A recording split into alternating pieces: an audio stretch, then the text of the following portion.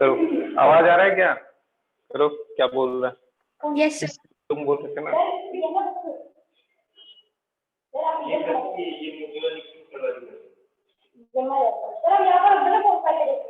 ठीक, thank you. चलो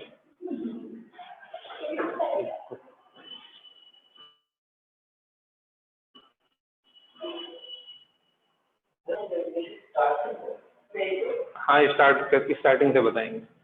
आवाज आ रही है सबको? अरे बोलो यस बच्चा सर। लोग। Yes sir. ऑनलाइन वाले से पूछ रहे हैं, आ रही है? Yes sir. अरे यस तुम सर। लोग सब आया करो, ऑफलाइन में आ जाओ। ऑनलाइन बहुत दिन हो गया, अब ऑफलाइन में आओ। यहाँ कोई दिक्कत नहीं है, कोई ऐसा वायरस फैला नहीं है, महामारी और मर जाएंगे हम लोग, ऐसा हॉलीवुड मूवी में होता है सिर्फ। ठीक है,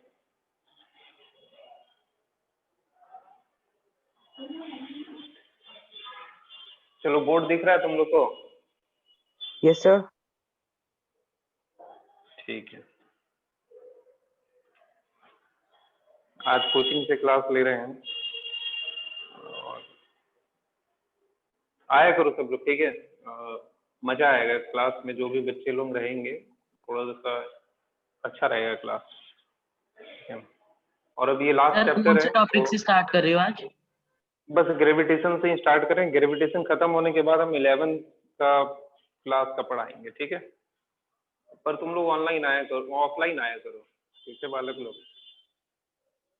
जब भी एटलीस्ट मेरा क्लास हो तो ऑफलाइन में हम तुम लोग को देखना पसंद करेंगे, बाकी तुम लोग का इच्छा है, कोई क्लास करना नहीं करना।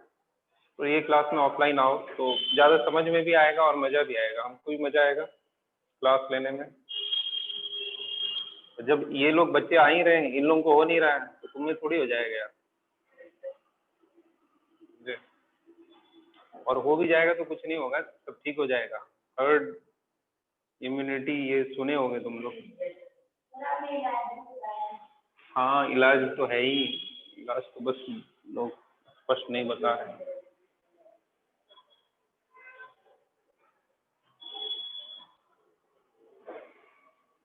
सारा टेबलेट अवेलेबल है, आराम से इलाज हो जाएगा।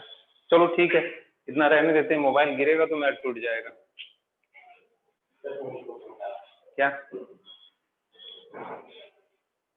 पता नहीं यार, कुछ डस्टर रखते हैं, आज मिटाना नहीं।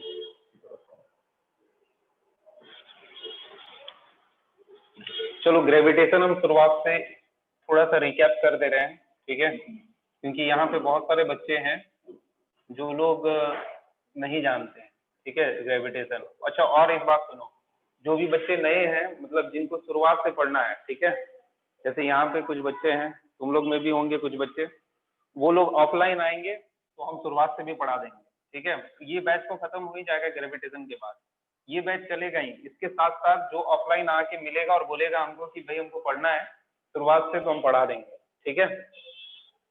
अब तुम लोग आओगे तब डिस्कस करके हम एक क्लास बैच बना देंगे और उसका टाइमिंग फिक्स कर देंगे।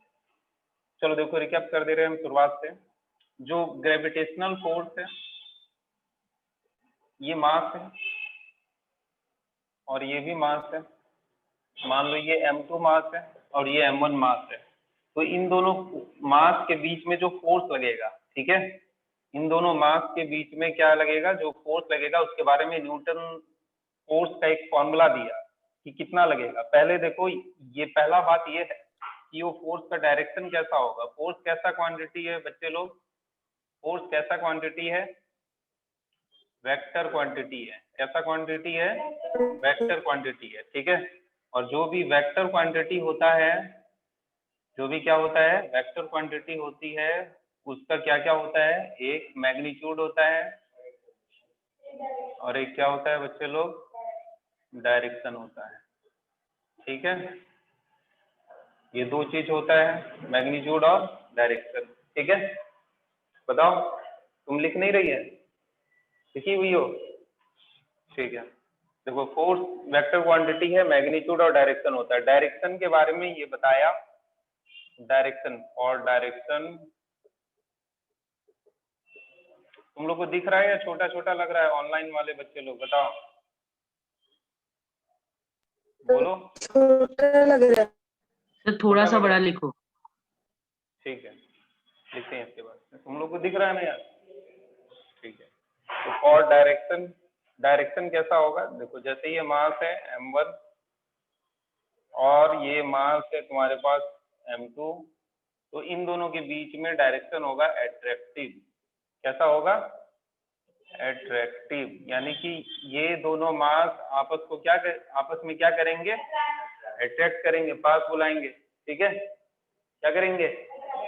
पास बुलाएंगे। ठीक है, तो सवाल ये है कि सर ऐसा नेचर में होता है तो हम लोग को दिखता नहीं है, क्योंकि मान लीजिए यहाँ बुक रखा हुआ है, यहाँ पे बुक 1 रखा हुआ है और यहाँ पे बुक 2 रखा हुआ है। ठीक है, तो हम लोग दोनों, ये दो बुक आपस में थोड़ी ज्वाइंट हो जाता है? ज्वाइंट होता है क्या? नहीं होता है। या तो हम लोग चलते रहते हैं, है कि नहीं? और चलते चलते हम लोग एक दूसरे से जुड़ जाते हैं क्या? नहीं जुड़ते, है कि नहीं? ऐसा होता तो सब लोग आगे मेरे से चिपक गए होते, है कि नहीं?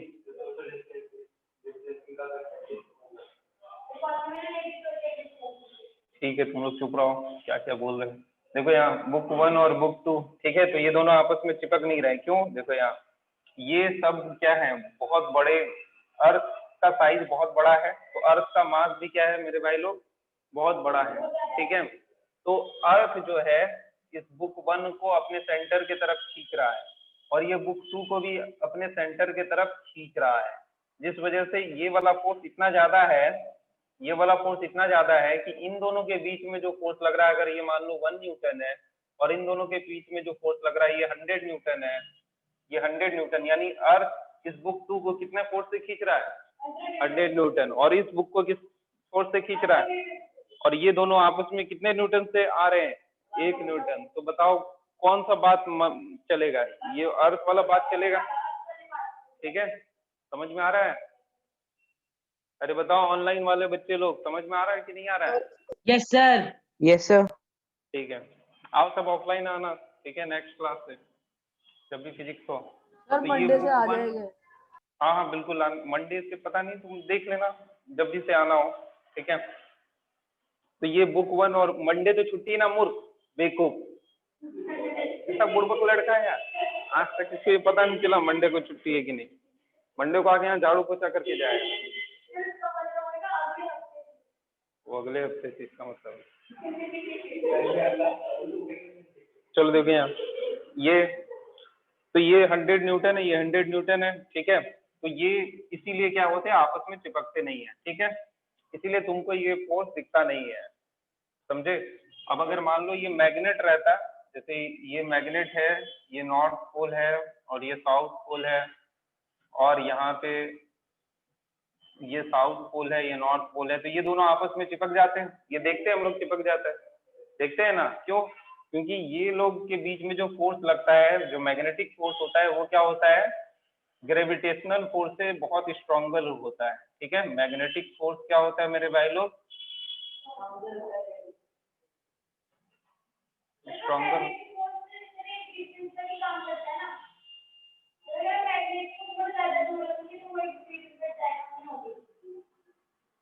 तो फोर्स कम हो जाता है ना, अगर मान लो डिस्टेंस बढ़ाओगे तो दो ऑब्जेक्ट के बीच में क्या होगा? फोर्स कम हो जाएगा। ठीक है, अभी तुमको मैग्नेटिक फोर्स कैलकुलेट करने थोड़ी आता है, अभी तुमको सिर्फ क्या सीखना है? ग्रेविटेशनल फोर्स को कैलकुलेट करने के लिए। ठीक है, अभी हम लोग क्या सीखे? पहले डायरेक्शन सीख लिए बाबू लोग। ठीक है, अट्रैक्टिव होता है हमेशा, क्या होता है? ये अट्रैक्टिव होता है। ठीक है, पर मैग्नेटिक फोर्स हमेशा अट्रैक्टिव होता है क्या? नहीं होता है। अगर मान लो पोल चेंज कर देंगे तो क्या होगा? रिपल्सिव हो जाएगा। समझ में आ रहा है बात? ठीक, अरे समझ में आ रहा है सबको? अरे कॉपी कर, कॉपी कर। Yes, sir. कर लिए? चलो फास्ट हो गए क्या एकदम? ऑनलाइन क्लास में सब फास्ट हो गए ना, लिखते लिखते, बोलने के साथ कॉपी कर ले रहे। फोन में मजा आता है, ऑफलाइन? अरे सब ऑफलाइन आएंगे यार बच्चे लोग। तुम जाओ डस्टर लेके आओ, तो कहीं से भी डस्टर लेके आओ, हम बताएंगे तुमको। बाथरूम जाओ, मत चले जाना डस्टर ढूंढने। क्या पहन के जा रहे?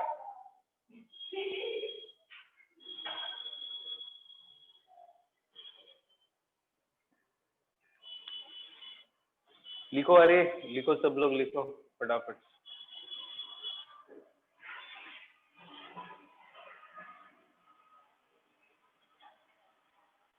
तुम लोग तो कुछ लिखते भी हो, क्लास 10th का बच्चा तो कुछ लिखा भी नहीं है।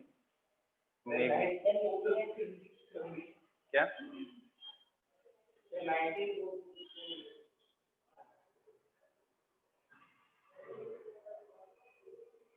एक गया तुम्हारे क्लास में जो चिल्लाता था ना, यस सर नो सर जोर जोर से, वही गया डस्टर लाने, पता नहीं कब तक लाएगा। सर कितने बच्चे हैं आज ऑफलाइन? ये सर अरे आज बहुत कम है यार, आज 4 बच्चे हैं, आज 4 बच्चे हैं, बाकी सब तो ऑफलाइन ऑनलाइन है भी। 15 बच्चे हैं लगभग ऑनलाइन, 15 से 14 बच्चा। कितना है ऑनलाइन देखो तो कितना बच्चा है? और 14। हाँ तो 18 बच्चे तो रहते ही हैं, 18 से 20 मैक्सिमम। ठीक है तुम लोग आओ। ऐसे बैच में कितने हैं सर 9th के? बैच में 20 ही बच्चे हैं। तुमको नहीं मिला ना डस्टर? अरे इधर कहीं से भी लाओ ना यार डस्टर, तुम सब बुड़बक है। 20 बच्चे हैं बालक तुम्हारे बैच में। सर हमारे ग्रुप में तो 40 से 50 बच्चे, लेकिन इधर आता कोई नहीं सर। 40 बच्चे कहाँ नजर आते हैं? सर नहीं सर, ग्रुप में बात कर रहा हूँ। अरे ग्रुप का पता नहीं यार, ग्रुप में तो नहीं पता। सर ग्रुप में तो ग्रुप में काफी। मेरे ख्याल सबके 2-2 नंबर हैं। क्या? हाँ ये हो सकता है, पर 20 बच्चे हैं तुम्हारे बैच में। हमको आज तक कोई क्लास नहीं दी जिसमें 20 से ज्यादा बच्चे। सर ग्रुप में छोड़ो जितने भी 50 बच्चे सर तुमको, ग्रुप उससे में क्या 40 लेना देना। बच्चों का आओ नंबर है। चुपचाप, ठीक है रहने दो, कोई बात नहीं, ग्रुप में रहने दो। आओ पढ़ने के लिए, ठीक है। 11 क्लास स्टार्ट होगा तो समझ में नहीं आएगा ऑनलाइन। ये लास्ट ही चैप्टर है, साउंड तो है नहीं ना तुम लोग में? ठीक है, 11 से स्टार्ट कर देंगे इसके बाद। सर साउंड बोला नहीं पढ़ना क्या? इन लोग तो बोल रहे हैं नहीं है ना सिलेबस में, नहीं नहीं है है। इन लोग। जब नहीं है तो बेकार सर पढ़ने से कोई चैप्टर फायदा नहीं। 13 चैप्टर 13 कौन सा है भाई? 12 सॉरी सर, चैप्टर 12 साउंड। अरे साउंड डिलीट हो गया है सीबीएसई से यार।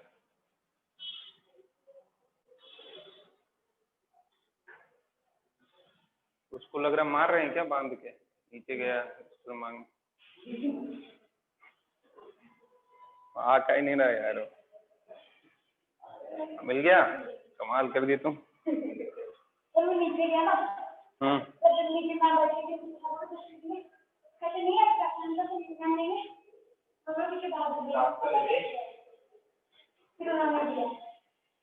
ये हुआ ऑनलाइन की वजह से ही चल भी नहीं रहा, घर ही पे बैठा हुआ है, इसलिए एक बार नीचे गया तो फंस गया एकदम। चलो ठीक है, देखो यार पानी वानी पी लो तुम। क्या हाल होगा तुम्हारा? रोज सुबह सुबह दौड़ा करो, रोज सुबह दौड़ा करो। चलो देखो यार, ये बात क्लियर हो गई, ठीक है। अब ये डायरेक्शन वगैरह क्लियर हो गया, उसके बाद अब मैग्नीट्यूड का बात करो, ठीक है। मैग्नीट्यूड,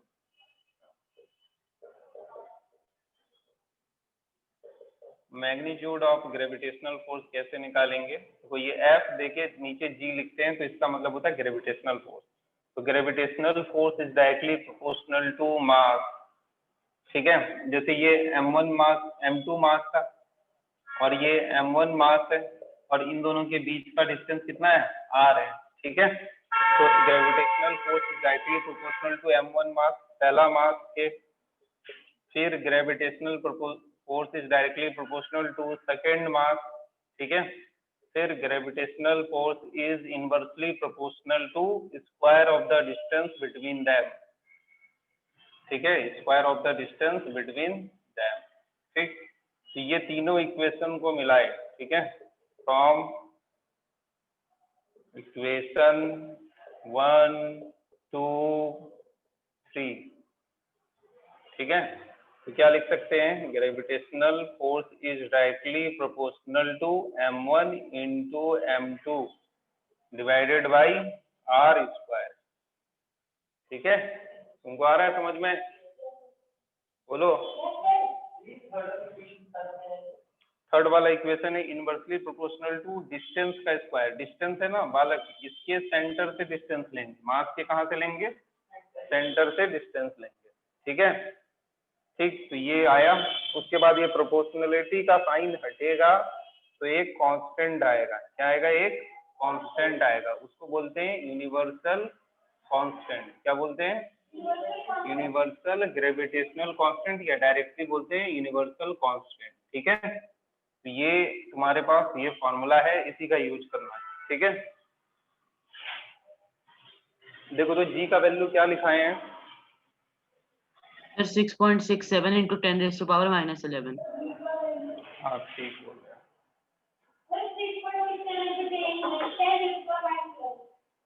ठीक है, चलो देखो यहाँ लिखो, सब लोग लिखो भाई, लिखो सब लोग, ऑनलाइन वाले सब लिखो, हम कॉपी चेक करेंगे तुम लोग जब आओगे तो। ये चैप्टर का तो जरूर करेंगे, बाकी चैप्टर का तो हम पढ़ा देंगे। अगर जिसका छूटा हुआ है सब लोग आएंगे एक साथ तो हम पढ़ा देंगे। क्या? हाँ, G multiplied by m1 m2 divided by r square. तुम्हारा छूटा हुआ फिर से पढ़ेगा तुम कोई चैप्टर? फिर से पढ़ लोगे तुम? फिर से पढ़ना देखो भाई, दो ऑप्शन देंगे, ठीक है, या तो 11th या तो फिर से पढ़ने वाला। नहीं, तो जिसका जो बचा हुआ है ना, मतलब तुम लोग का यूज करने वाला है। कुछ बच्चे 11th में, मतलब कि 11th वाला भी क्लास करेंगे, ठीक है, और कुछ बच्चे रिपीट भी कर सकते हैं। ठीक है, तुम लोग का इच्छा है, जो करना है करना। ठीक है, करा देंगे। ठीक है, तुम लोग आओ पहले, फिर बातचीत करेंगे। अभी तो 4 ही बच्चे हैं, तो क्या डिसाइड करें? देखो यहाँ ये फॉर्मूला आया। अब देखो यहाँ पे कुछ कुछ इम्पोर्टेंट बात इस फॉर्मूला का। जी क्या है? Universal constant. क्या है ये? Universal constant. ठीक है, और इसका वैल्यू कितना होता है बच्चे लोग? 6.67 इंटू 10⁻⁻11। अब यूनिट देख लो क्या होगा, जी का यूनिट क्या होगा। तो देखो Fg बराबर हम लोग क्या लिखे हैं? G into m1 into m2 divided by distance का स्क्वायर, यही लिखे हैं। अभी तुमको किसका यूनिट चाहिए? जी का। किसका यूनिट चाहिए? जिसका यूनिट चाहिए उसको क्या करो? अकेला करो। अभी लिखो मत, तुम लोग लिखो मत, हड़बड़ाओ नहीं, ये ऑनलाइन क्लास थोड़ी चल रहा है, हम यही है।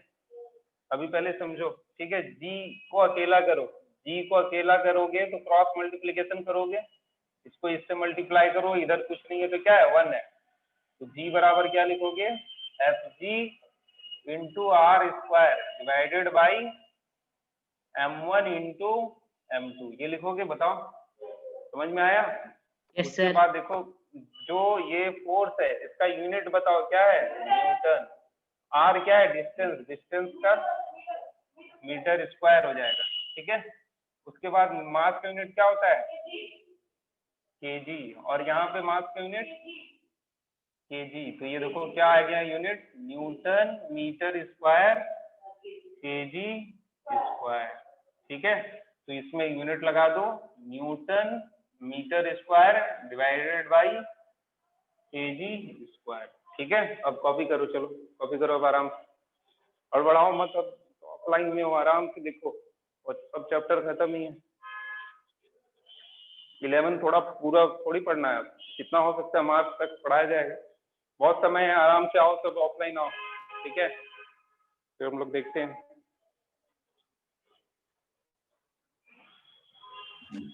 सर हाँ बोलो कन्या, बोलो। अब बोल काहे नहीं रही है?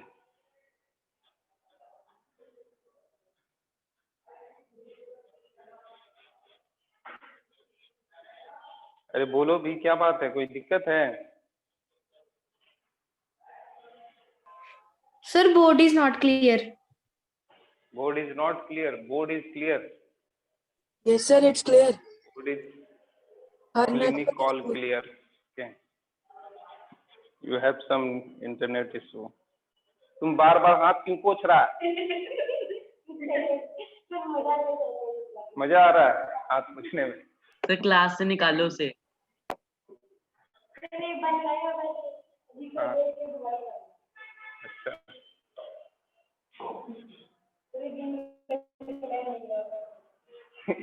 एक से एक लोग हैं। चलो ठीक है, लिख लिए तुम लोग? हाँ, Yes, sir.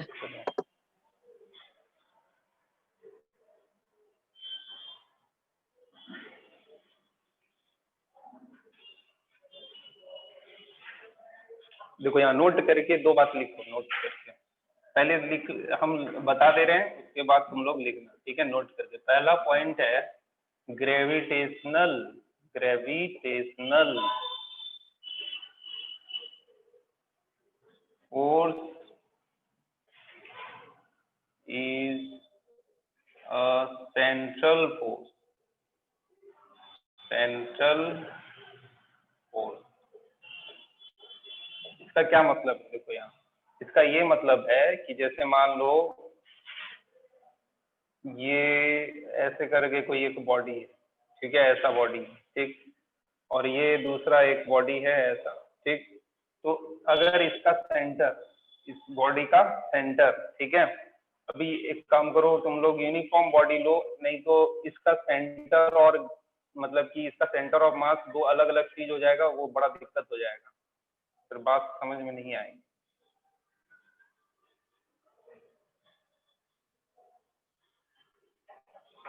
मान लो एक रेक्टेंगुलर बॉडी है, ठीक है, मास है, ठीक, और एक ट्रायंगुलर बॉडी है,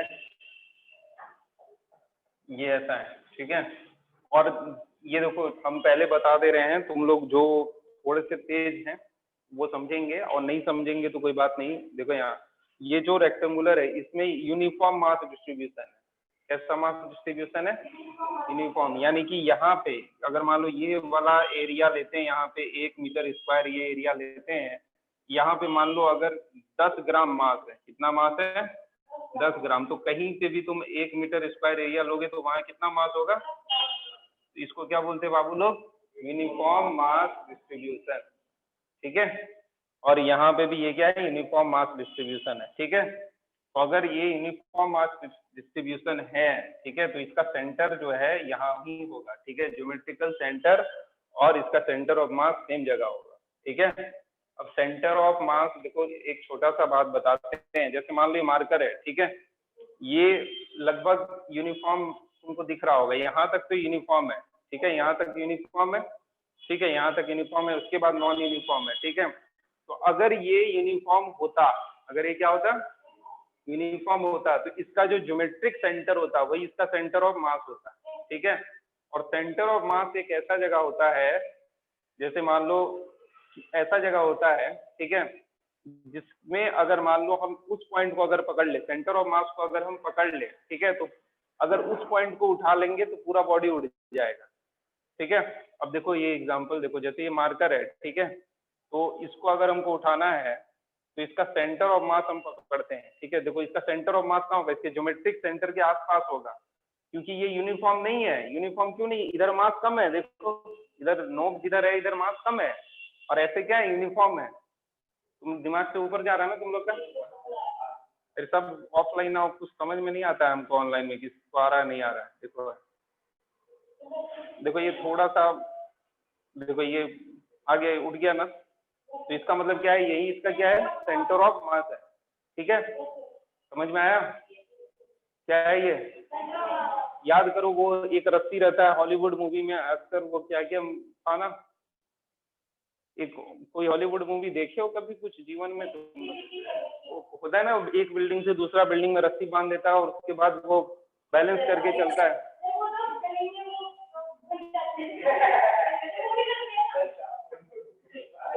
गली में कौन करता है यार? तुम घर पे करता है क्या ये सब? फालतू गली में कर।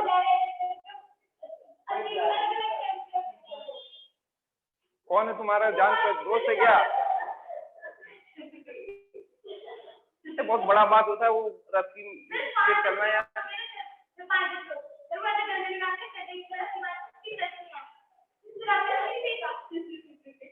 हमने तो कभी नहीं देखा बिल्डिंग से चल रहे हैं यार ऊपर से।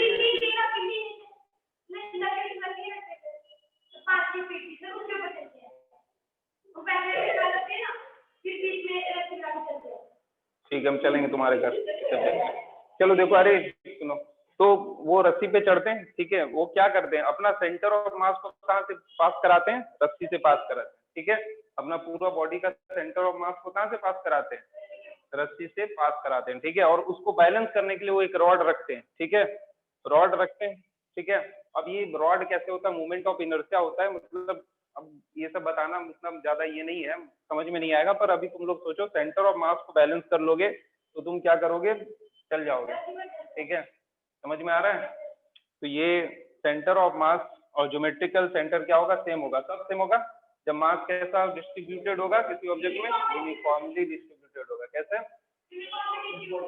अरे यहाँ किसी को मार रहा नहीं है, जय हनुमान, मार दे यार, तुम एकदम जोश के साथ क्यों बोलते यार इतना। चलो देखो यहाँ, तो ये इसका क्या है, सेंटर ऑफ मास है, ठीक है, तो ये सेंटर से सेंटर की तरफ फोर्स लगेगा, ठीक है, ये कैसे लगेगा फोर्स, सेंटर से सेंटर की तरफ लगेगा, ठीक है। दो मूवी बताए थे तुम लोगों को, ग्रेविटी और इंटरस्टेलर, ठीक है, देखे कभी, अमेजन प्राइम में इंटरस्टेलर तो है, ग्रेविटी का पता नहीं, ग्रेविटी है अमेजन प्राइम में, देख लो भाई, मेंबरशिप नहीं है, ठीक है, हम दे देंगे एक दिन के लिए तुमको, देख लो। अच्छा चलो कोई बात नहीं, चलो ठीक है, इतना समझ में आया तुम लोग को, ये सेंट्रल फोर्स है, ठीक है। और दूसरा जो है, ये आर जो है, आर जो है, ये distance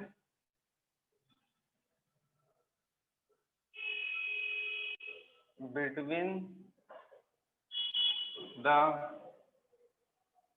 centre of two body है, ठीक है, ये आर, ठीक है, हाँ आर से डिनोट नहीं करते हैं, यहाँ पे जो इस फॉर्मूला में आर है ना, एफ जी इक्वल टू ये आर, ये क्या है, distance between the centre of two mass, ठीक है, सेंटर से सेंटर के बीच का डिस्टेंस है, ठीक है, ये दो पॉइंट याद रखेंगे, ठीक, समझ में आया ये बात। आर के साथ क्या लगाते हैं, स्क्वायर क्यों लगाते हैं, ये एक्सपेरिमेंटल चीज है, जैसे मान लो तुम यहाँ से 1 मीटर 2 मीटर पे हो, ठीक है, तो जो फोर्स आएगा, ठीक, और 4 मीटर पे जाओगे जो फोर्स आएगा, वो इसको स्क्वायर करोगे तभी तुमको वैल्यू मिलेगा, ठीक है, हाँ इसलिए करते हैं, वो न्यूटन साहब ने दिया है, ठीक है, बहुत मेजरमेंट करके प्रैक्टिकल एक्सपेरिमेंट करते हैं।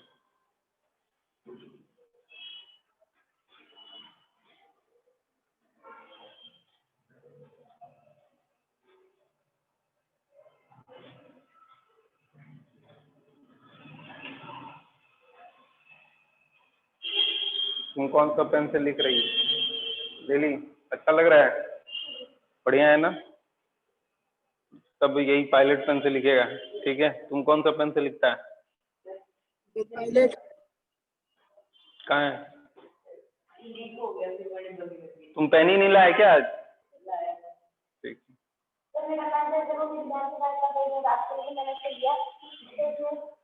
तुम कितना लंबा चौड़ा कहानी बनाते यार, इस पेन के लिए क्या बोल रहा,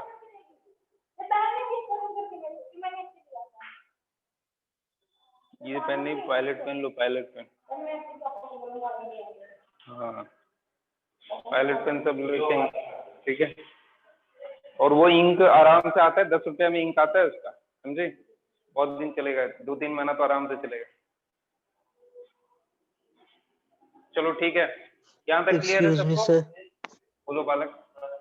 सर ये सर ये यूनिट सरफेस से बता दो सर, यूनिट, सर ये सर राइट साइड में आपने से वो लिखा है सर, ठीक है हम बता रहे हैं, देखो यहाँ यूनिट एक बच्चा पूछ रहा है, देखो यहाँ जी, जिसका यूनिट चाहिए होता है ना बालक, उसको अकेला करते हैं, ठीक है, तो इसको अकेला रखो, और देखो यहाँ पे ये क्रॉस मल्टीप्लीकेशन कर रहे हैं, ऑनलाइन ऑनलाइन,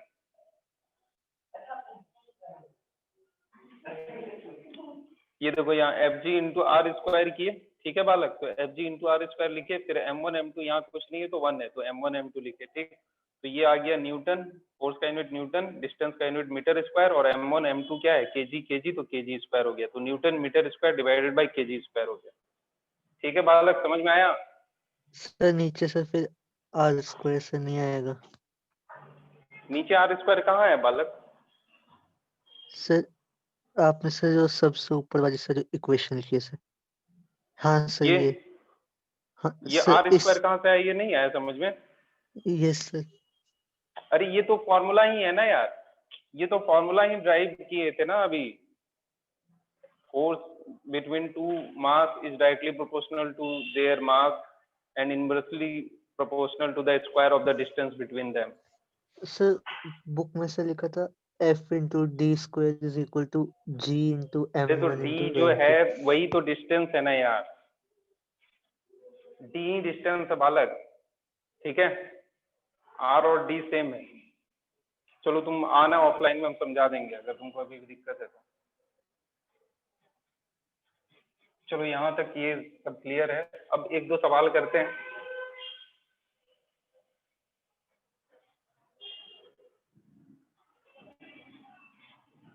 देखो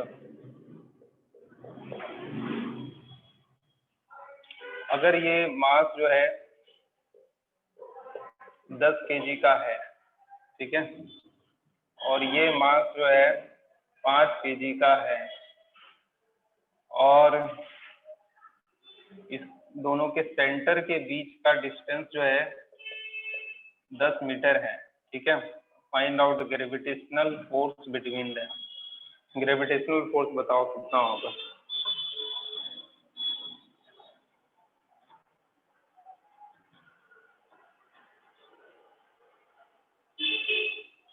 Universal constant of gravity, universal constant into 1/2. Ji, capital G का वैल्यू कितना आया?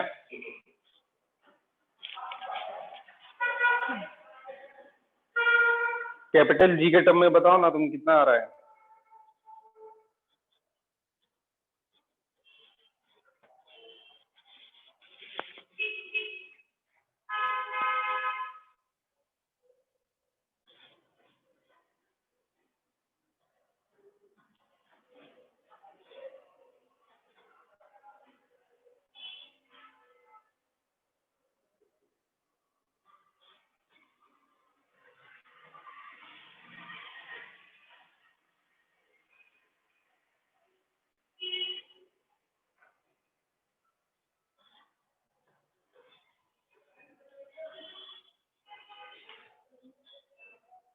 Sir, 3.335 into 10 raised to power minus 11 newtons.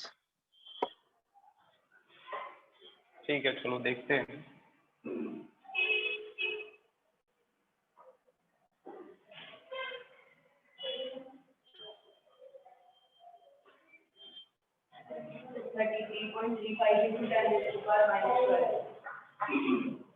देखते हैं, देखो यहाँ एफ जी बराबर क्या फॉर्मूला है हमारे पास, बताओ।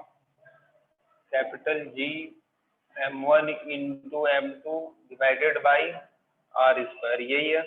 जी का वैल्यू बताओ कितना है? 6.67 into 10 to the power minus 11 into mass कितना है? एक मास कितना है बाबू लोग? 10 है। दूसरा मास कितना है? 5 है, डिवाइडेड बाई डिस्टेंस कितना है? 10 का स्क्वायर, ठीक है। तो ये कितना हो गया? 6.67 into 10 to the power minus 11 into 50 divided by 100, ठीक है। ये दो बार में कट जाएगा, ठीक है। तो ये हो जाएगा कुछ, देखो इसको सॉल्व करोगे तो 2 3 जा 6, 2 3 जा 6 एंड 2 8 जा 16, और कुछ ऐसे आएगा, यहाँ पे 5 आएगा, ठीक है। यहाँ पे पॉइंट आएगा, कुछ ऐसा होगा, ठीक है। हम अप्रोक्सीमेटली आंसर बता रहे हैं तुम लोग को, और into 10 to the power minus 11, ठीक है। इतना न्यूटन आएगा। इतना आसपास आ रहा है?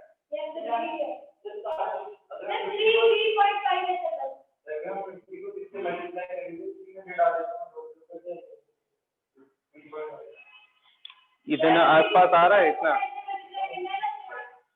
अब 5 से और काम मल्टीप्लाई करना है यार। यहाँ देखो ये 10 kg, ये 5 kg, रुको, ये m1 कितना बाबू? 3.335 आएगा।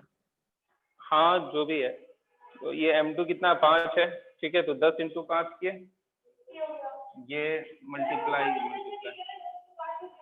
तुम चुप रहो, अभी देखो यहाँ 10 50 हो गया, और ये 50 और ये कितना 100 है, तो 50 × 2 किए 2 बार में, इसके बाद इसको डिवाइड कर दिए 6.67 डिवाइडेड बाय 2, और ये रह गया, इसको लिख दिया ऐसे एज इट इज, और इसको डिवाइड करके लिख दिया।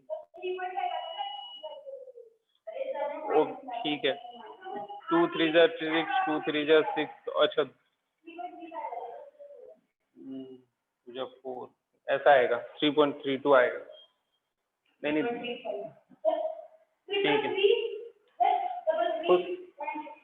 ठीक है, कुछ भी आएगा वैसा कुछ आएगा भाई, ठीक है। अब तुम लोग ये देख लेना, ऐसे 4 नहीं है, मतलब यहाँ 4 आएगा, ठीक है, चलो जो भी होगा, ठीक ठीक, थैंक यू। तुम ये कभी मास्क निकाल के फेंक दे रहे हो, कभी तो ये टोपा निकाल के फेंक रहे हो, बाल चुभ रहे हैं तुम्हारे, ये पहला आदमी जिसका बाल खुद कर देते।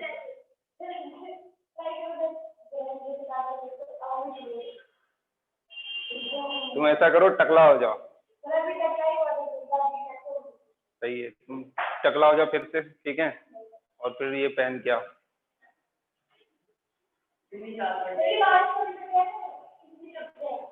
चलो तुम लोग का हो गया बाबू लोग, ऑनलाइन वाले, अरे बताओ समझ में आया या नहीं?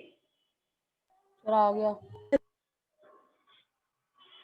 चलो ये बेसिक सवाल है। अब हम लोग एक्सेलरेशन ड्यू टू ग्रेविटी का बात करते हैं, ठीक है। तुम्हारे आंसर आया अभी तक, तुम सॉल्व कर रहा है, ठीक है।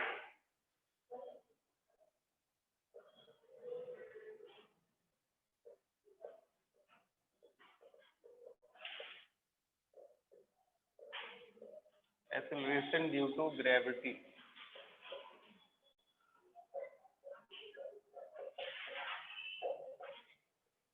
देखो एक्सेलरेशन ड्यू टू ग्रेविटी को स्मॉल g से डिनोट करते हैं, ठीक है। अब देखो ये क्या है, ध्यान से अभी पहले समझना, उसके बाद लिखना, ठीक है। टाइम कितना बचा है देखो तो, 15 मिनट। 15 मिनट है, ठीक है, चलो हो जाएगा ये कंप्लीट। देखो एक्सेलरेशन ड्यू टू ग्रेविटी में पहले बताओ, फोर्स बराबर मास इनटू एक्सेलरेशन होता है, ये सबको पता है। फोर्स बराबर m × a होता है, पता है ना। अभी जो हम लोग का अभी गोल क्या है, एक्सेलरेशन ड्यू टू ग्रेविटी निकालना है, ठीक है। एक्सेलरेशन ड्यू टू ग्रेविटी निकालना मतलब एक्सेलरेशन निकालना है। क्या निकालना है, तुम चुप रहो यार कुछ देर। हम लोग को क्या निकालना है, एक्सेलरेशन निकालना है, ठीक है। तो एक्सेलरेशन निकालना है, क्या करेंगे देखो, force due to gravitational force क्या लिखे हैं, क्या जानते हैं, G × m × m1 × m2 divided by r², ठीक है। अब देखो एक्सेलरेशन ड्यू टू ग्रेविटी यानी कि जो ग्रेविटेशनल फोर्स है, देखो यहाँ जो, जैसे ये अर्थ है, ठीक है, ये क्या है बाबू लोग, अर्थ है, और ये तुम्हारे पास मास m है, ठीक। और यहाँ पे जो मास ऑफ अर्थ me से दिखा रहे हैं, किसको, मास ऑफ अर्थ को, मास ऑफ अर्थ को, ठीक है, ये मास ऑफ अर्थ, ठीक। अब इस, जैसे ये ऑब्जेक्ट है, ठीक है, इसको छोड़ेंगे ऊपर से, मान लो किसी हाइट से छोड़ेंगे, तो ये इसका एक्सेलरेशन का वैल्यू क्या होगा, मतलब किस वैल्यू से एक्सेलरेट करते हुए नीचे आएगा।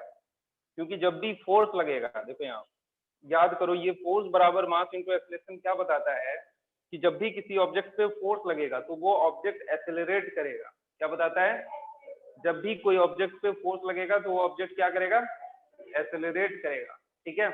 तो एक बात बताओ, ये अर्थ इस मास पे फोर्स लगाएगा या नहीं लगाएगा, लगाएगा। वो फोर्स को कैलकुलेट कर पाएंगे या नहीं कर पाएंगे, कर पाएंगे इस फॉर्मूला से। अगर हम कैलकुलेट करने बैठे तो क्या होगा, देखो यहाँ G × और अगर मान लो ये हाइट h है, ये हाइट क्या है, h है, ठीक है। और हमेशा ये है रेडियस ऑफ अर्थ, ये क्या है, आर ई क्या है मेरे भाई लोग, रेडियस ऑफ अर्थ, ध्यान से समझना, रेडियस ऑफ अर्थ, ठीक है। तो यहाँ पे देखो क्या लिखेंगे, m1, कोई भी एक मास को m1 ले लेंगे, चलो हम लोग ये वाला मास को m1 ले लेते हैं, तो इसको लिखो स्मॉल m, और m2 क्या है, मास ऑफ अर्थ, क्योंकि अर्थ और इस मास, जिस दो ऑब्जेक्ट के बीच का फोर्स निकालते हैं वो लिखते हैं ना, समझ में आ रहा है बात, और डिवाइडेड बाई डिस्टेंस का स्क्वायर, ये क्या है, r क्या है, डिस्टेंस है, ठीक है। तो यहाँ पे देखो ये आर ई प्लस एच लिखेंगे, यहाँ पे क्या लिखेंगे आज बताओ, आर ई प्लस एच, दोनों के सेंटर के बीच का डिस्टेंस लेते हैं, यहाँ एच को नहीं ले लेंगे, एच क्यों नहीं लेंगे, क्योंकि क्या लेते हैं, ये बताए थे ना अभी, सेंट्रल फोर्स है, तो ये इस मास का सेंटर कहाँ है, यहाँ पे है, अर्थ का सेंटर यहाँ पे है, ठीक है, और इस मास का सेंटर मान लो यहाँ पे है, तो ये बहुत छोटा मास है, ठीक है, तो इसका सेंटर और इसका मतलब स्फीयर एक ही बात हो जाएगा, ठीक है, समझ में आ रहा है बात। तो ये आर ई प्लस एच का होल स्क्वायर लिखेंगे, ठीक है, समझ में आया। तो ये लिखेंगे ग्रेविटेशनल फोर्स, ठीक, क्लियर है बात, बताओ। चलो अब देखो सर फिर से दूसरा एक्सप्लेन बात, करना।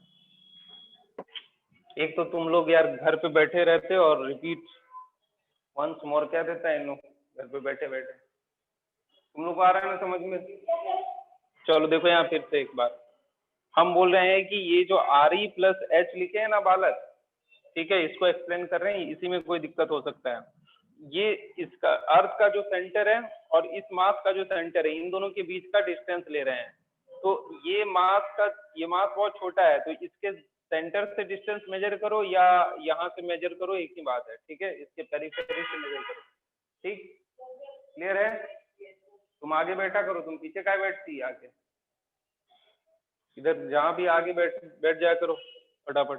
तो ये आर ई प्लस एच लिखें, ठीक है, क्योंकि इसमें आर क्या है, distance between two masses, between the centre, between their centre, ठीक है। तो यहाँ पे G into mass into M E divided by R E plus H में, देखो यहाँ सुनो, अगर ये h बहुत बहुत छोटा है, जैसे मान लो ये h जो है तुम्हारे पास, ये h जो है ये 10 मीटर है, कितना है, 10 मीटर, और रेडियस ऑफ अर्थ होता है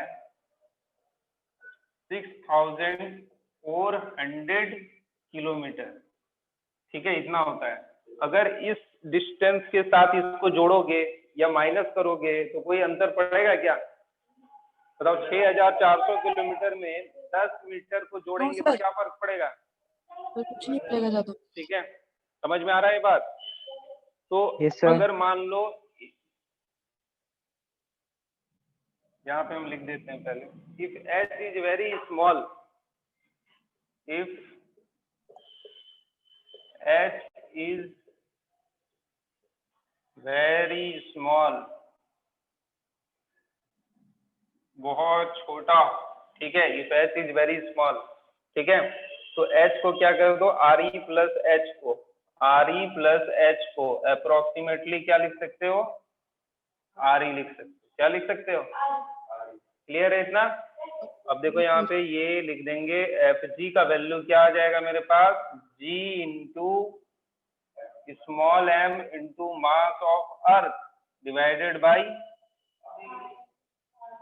आर ई का स्क्वायर, ठीक है, ये आ गया ग्रेविटेशनल फोर्स का वैल्यू, ठीक है। अब देखो यहाँ पे हमको क्या निकालना था, एक्सेलरेशन निकालना है, और हम ये लिख सकते हैं F बराबर m इंटू ए, लिख सकते हैं ना। चलो इतना लिखो, पहले लिखो, तो इतना लिखो फटाफट, लिखो सब लोग, अरे ऑनलाइन वाले सब लिखो, ये रिपीट नहीं करेंगे हम, ठीक है, ये चैप्टर रिपीट नहीं करेंगे, बाकी जो चैप्टर ऑनलाइन पढ़ाए वो हम रिपीट कर देंगे, तुम लोग आओ जल्दी ऑफलाइन तब। रिपीट करना है या आगे का पढ़ाना है? अरे आगे भी पढ़ाएंगे, रिपीट भी कर देंगे, तुम लोग आओ, मिलो तो सही, देखे तो सही किसको किसको दिक्कत है, रिपीट करने वाले लोग कितने हैं, कैसे टाइम अरेंज करना है, सब हम कर देंगे, तुम लोग आओ।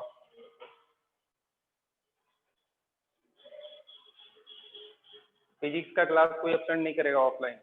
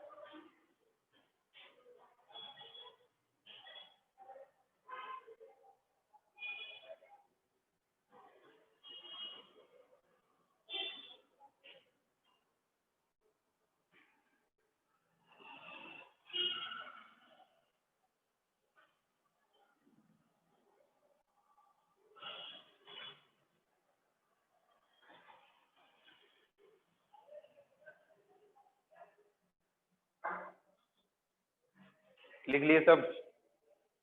चलो, हम लोग तो बहुत स्लो लिखते हो यार, हमको तो अंदाजा भी नहीं था इतना। क्या कर रहे हैं? साथ साथ में नोट करते हो ना? तुम लोग तो कभी नहीं लिख पाते थे ऑनलाइन में? लिख जाते थे, फिर समझ में नहीं आता होगा लिखते लिखते। हमको अब समझ में आता है, तुम लोग तो यार बहुत स्लो है। हम कभी पढ़ाए, मतलब बच्चे लोगों को पढ़ाने का बहुत ज्यादा एक्सपीरियंस नहीं आ रहा। छोटा छोटा बच्चा तुम। हाँ, मैक्सिमम 11-12 में हम पढ़ाते हैं। ठीक है, देखो यहाँ, देखो इधर F equal to m into a, ठीक है। ये आया तुम्हारे पास ग्रेविटेशनल फोर्स का वैल्यू क्या आ गया है, देखो G into m into mass of earth divided by radius of earth का स्क्वायर, ठीक है, ये आया। और फोर्स बराबर हम क्या लिख सकते हैं, मास इंटू ए। तो मास किसका लिखेंगे, एक्सेलरेशन किसकी वजह से निकाल रहे हैं, ड्यू टू ग्रेविटी। ग्रेविटी कौन है लगा रहा है, ये ग्रेविटेशनल फोर्स कौन लगा रहा है, अर्थ, ठीक है। यहाँ लिखेंगे मास ऑफ अर्थ, और एक्सेलरेशन ड्यू टू ग्रेविटी को किससे दिखाते हैं, जी से, ठीक है। तो ये F इक्वल टू जो ma लिखे हैं उसी को हम यहाँ पे लिखे हैं, ठीक है। समझ में आया, नहीं आया? अरे कन्या, F फोर्स बराबर मास इंटू एक्सेलरेशन होता है, ठीक है। अब ये दो ऑब्जेक्ट पे, जो अर्थ है और ये मास है, इन दोनों में कितना फोर्स लग रहा है, ठीक है। तो एक्सेलरेट कौन करेगा, चलेगा कौन, ये मास, चलेगा कौन, ये वाला मास, ठीक है। पर फोर्स कौन, मतलब कि अगर मान लो सबसे ये जो फोर्स है, जैसे मान लो G into M into m1 into m2 divided by r square, ठीक है। तो ये चलेगा, तो इसके करस्पॉन्डिंग तुमको एक्सेलरेशन निकालना होगा ना। तो वो एक्सेलरेशन कैसे पता चलेगा, फोर्स बराबर मास इंटू एक्सेलरेशन वाला फॉर्मूला से, ठीक है। तो यहाँ पे फोर्स का जो फॉर्मूला लिखे हैं उसी के करस्पॉन्डिंग यहाँ पे लिखे हैं मास इंटू एक्सेलरेशन। तो मास किसका लिए, अर्थ का, और ये G क्या है, एक्सेलरेशन ड्यू टू ग्रेविटी लिख रहे हैं, ए को G लिख रहे हैं, क्योंकि इसको बोले एक्सेलरेशन ड्यू टू ग्रेविटी को किससे दिखाएंगे, स्मॉल g से दिखाएंगे, ठीक है। हाँ,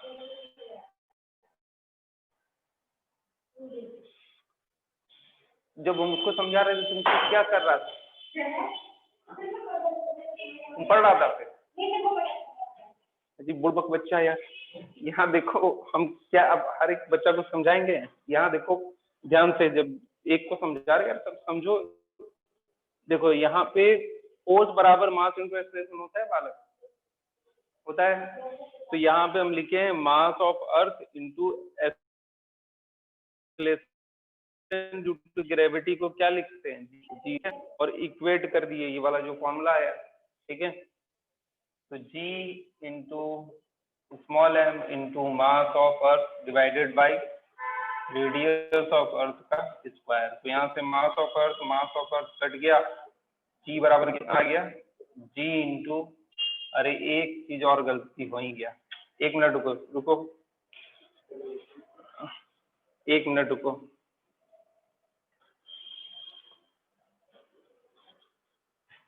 देखो यहाँ पे एक्सेलरेट कौन कर रहा है, मास कर रहा है, कौन कर रहा है, मास कर रहा है, ठीक है। एक्सेलरेशन किसका निकालना है, मास का निकाल रहा है कि ये कितना एक्सेलरेट कर रहा है, ठीक है। तो फोर्स बराबर मास इंटू एक्सेलरेशन में मास किसका रखेंगे, स्मॉल m रखेंगे, ठीक है। किसका रखेंगे, स्मॉल m, ठीक है। तो यहाँ पे स्मॉल m इंटू ए की जगह पे आप लोग G लिख सकते हैं, कोई दिक्कत नहीं है। G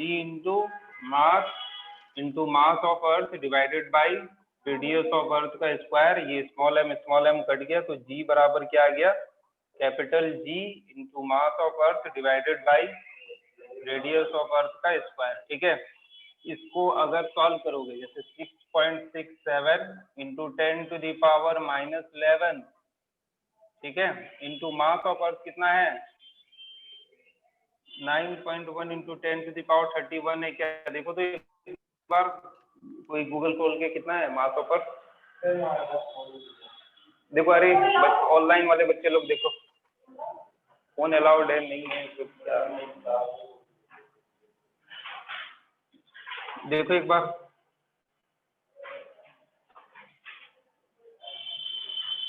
सर मास पूछा ना हाँ मास ऑफ अर्थ देखो। Sir 5.972 into 10 raised to power 24 अच्छा ठीक है, देखो यहाँ बच्चा बता रहा है 972 5.972 into 10 to the into power 10 की power 24 24। ठीक है, ये याद नहीं रखना, ठीक है, कभी याद नहीं रखना है तो ठीक है, रहने दो, कुछ भी है, बच्चा बता रहा है, गूगल से देख के कोई बात नहीं। इसका वैल्यू आएगा 9.8 मीटर पर सेकेंड स्क्वायर। ठीक है, बस हम ऐसे ही लिख दिए हैं, ये तुम लोग को याद रखना है, 9.8 मीटर पर सेकेंड स्क्वायर। ठीक है, ओके सर। वो यहाँ पे किलोमीटर था ना, इसको मीटर में कन्वर्ट किया। ठीक है, हाँ ठीक है, चलो ठीक है, ये एक्सेलरेशन ड्यू टू ग्रेविटी का यहाँ तक वैल्यू आ गया। ठीक है, मैं जी तो पहले से पता थी, इस बार हमने उसको डिराइव किया ना। हाँ हाँ हाँ यस ठीक है, सर। ओके जो हम लोग रट के रखे थे ना वो बस ड्राइव किए हैं और कुछ नहीं। Okay sir, thank you sir. तुम ये क्या कर रहे हो उधर बगल में, कौन सा कॉपी निकाल के रखे हो यार? क्या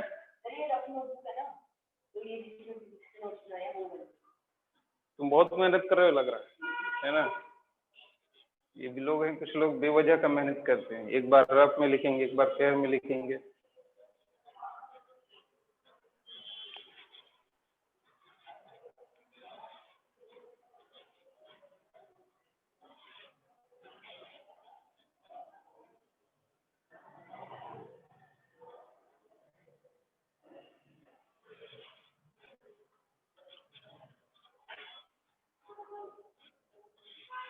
अब कोई घर पे ये नहीं बोलेगा कि भाई सर बुलाए हैं इसलिए आ रहे हैं, ऐसा कोई कहानी नहीं बनाएगा। ठीक है, कोई बाध्यता नहीं है आप लोगों का आने का, ये मेरा रिक्वेस्ट है, आप लोगों का एक सलाह मानिए। ठीक है, कि आ जाइए ऑफलाइन, ठीक है, पढ़ाई होगी और ऐसा कुछ नहीं, इन लोगों को कुछ नहीं हो रहा, तुम्हें भी कुछ नहीं होगा, सब लोग बाहर हैं यार, सब लोग जा रहे हैं आ रहे हैं, तब तक डर के रहोगे, और हो भी गया तो ठीक हो जाओगे यार। ये मेरा पर्सनल एक ये है विचार है। हाँ ठीक है, ये एक्सप्लेनेशन आ गया आपके पास।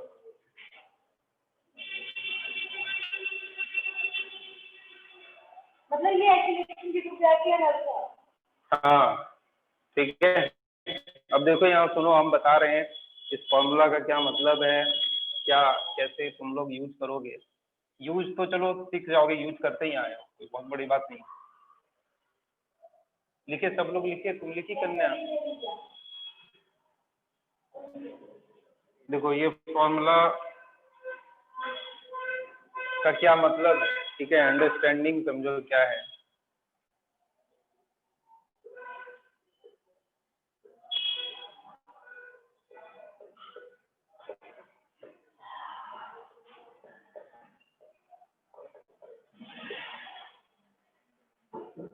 देखो यहाँ जैसे ये अर्थ है, ठीक है, और अर्थ के पास अगर मान लो कोई मास को हम ऐसे छोड़े हैं, ठीक है, तो ये जो एक्सेलरेशन होगा इसका, यानी ये जिस रफ्तार से नीचे आएगा, तुमको बता रहे हैं एक्सेलरेशन का मतलब तुम लोग अब समझ पाओगे, 9.8 मीटर पर सेकंड स्क्वायर। इसका क्या मतलब है कि ये एक सेकंड में, सुनो, एक सेकंड में कितना डिस्टेंस कवर कर लेगा?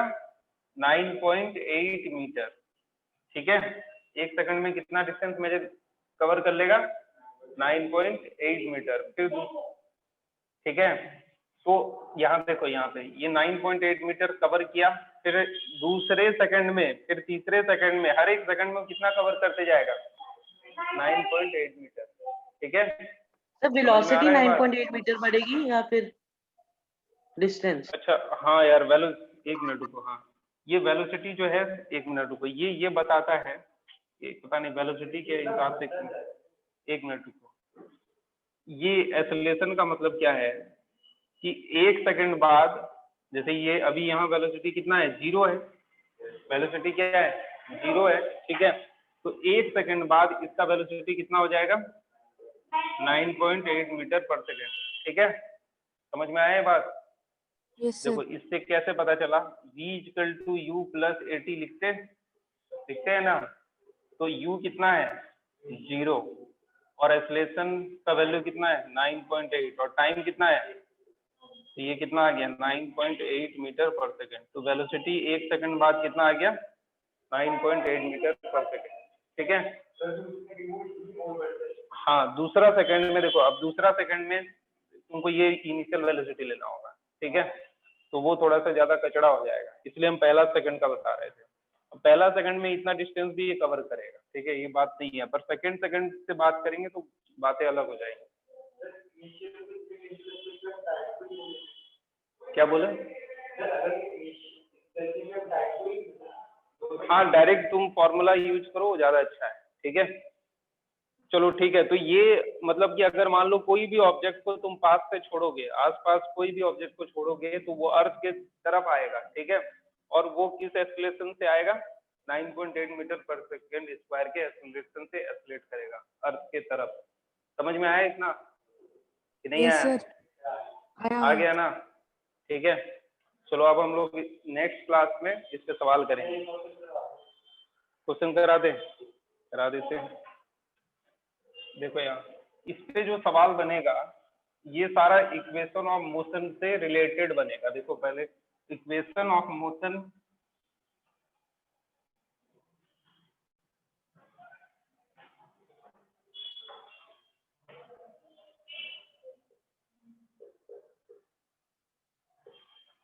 इक्वेशन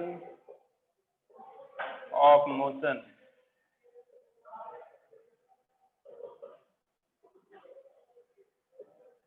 ठीक है, ये देखो ये क्या क्या है v equal to U plus A T. ठीक है, तो यहाँ पे देखो तुम यहाँ पे कुछ नहीं करना है, u plus G into T कर देना है। g क्या है? Acceleration due to gravity.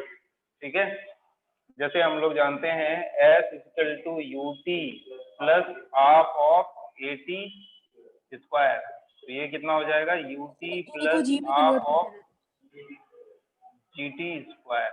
ठीक है, उसके बाद हाँ